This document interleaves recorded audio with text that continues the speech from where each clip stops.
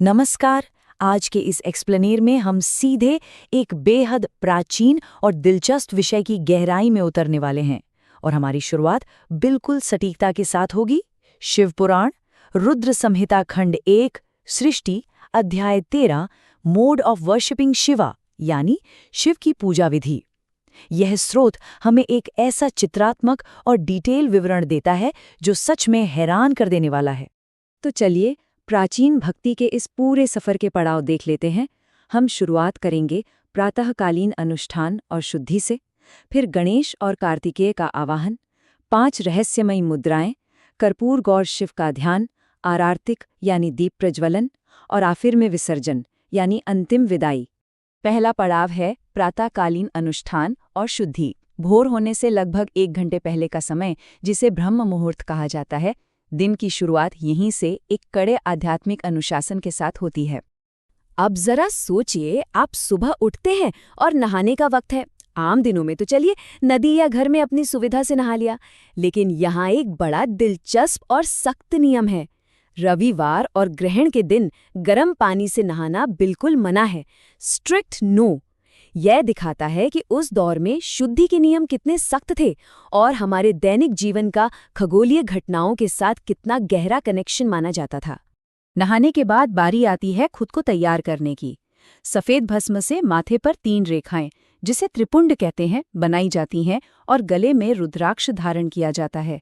फिर भक्त एक मृगचर्म यानी हिरण की खाल पर पूरी स्थिरता से बैठता है। ये सिर्फ कोई दिखावा नहीं है, ये भौतिक चिन्ह आगे आने वाले उस गहरे आध्यात्मिक फोकस के लिए एक मंच तैयार करते हैं। दूसरा पड़ाव गणेश और कार्तिकेय का आवाहन, यानी मुख्य पूजा शुरू होने से पहले प्रारंभिक देवताओं का आशीर्वाद प्राप्त करना। एक बार आसन ग्रहण करने के बाद कोई सीधे मुख्य देवता की ओर नहीं जाता। सबसे पहले बाधाओं को दूर करने वाले बड़े पेट वाले द्वारपाल भगवान गणेश का आवाहन किया जाता है, जो अपनी दोनों पत्नियों सिद्धि और बुद्धि के साथ विराजमान हैं।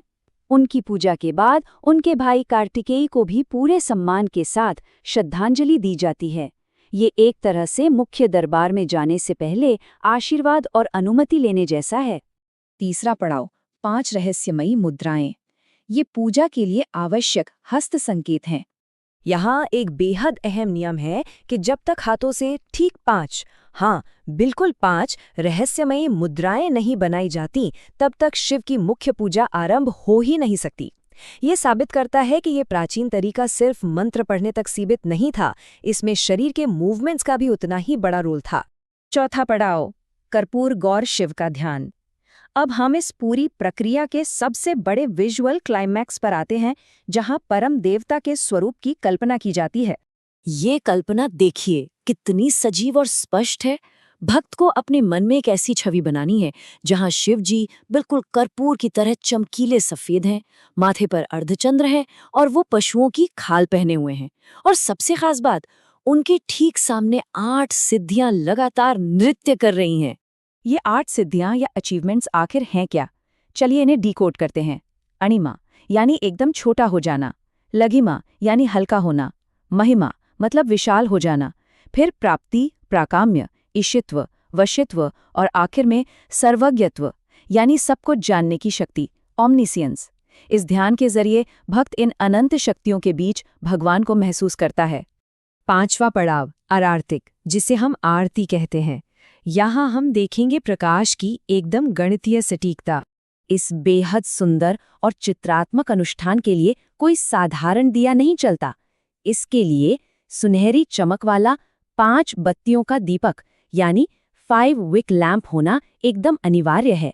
नियम मतलब नियम। अब आरती का ये कैलकुलेशन देखिए जो सच में हैरान कर देता है। दिए को ऐसे ही मनमर्जी से नहीं घुमाया जाता। इसे देवता के पैरों पर ठीक 4 बार, नाभि यानी नेवल के आसपास 2 बार, चेहरे के पास सिर्फ 1 बार और फिर पूरे शरीर के चारों ओर ठीक 7 बार घुमाया जाता है। ये सटीक गणितीय सीक्वेंस हमें बताता है कि ये प्राचीन अनुष्ठान कितना सोच समझकर और डेलिब्रेटली डिजाइन किया गया था। और आखिरी पड़ाव विसर्जन। आरती की उस भरपूर ऊर्जा के बाद अब दैनिक उपासना का विश्राम होता है और एक शांत विदाई की तैयारी होती है। इस अनुष्ठान का समापन बहुत ही विनम्रता के साथ होता है। भजनों का पाठ होता है, परिक्रमा की जाती है। इसके बाद भक्त अपने 8 अंगों को जमीन से छुआकर साष्टांग प्रणाम करता है। देवता से पूरी श्रद्धा के साथ उनके दिव्य निवास में लौटने का औपचारिक अनुरोध किया जाता है और आखिर में सुबह की इस गहरी भक्ति की एक निशानी के रूप में पवित्र जल को सीधे अपने सिर पर लगाया जाता है। तो ये थी उस प्राचीन पूजा विधि की एक विस्तृत झलक। अब जरा रुकिए और सोचिए, अगर कोई इंसान हर रोज सुबह उठकर इतने जटिल, सटीक और अनुशासन से भरे अनुक्रम का पालन करे, तो ये उसके पूरे नजरिए, उसके माइंड कंट्रोल और उसकी एकाग्रता को किस हद तक आकार दे सकता है? ये एक बड़ा ही गहरा सवाल है, जिसका जवाब आप जरूर सोचिएगा। आज के इस एक्सप्लेनर में बस इतना ही। जुड़ने के लिए आपका बहुत बहुत शुक्रिया।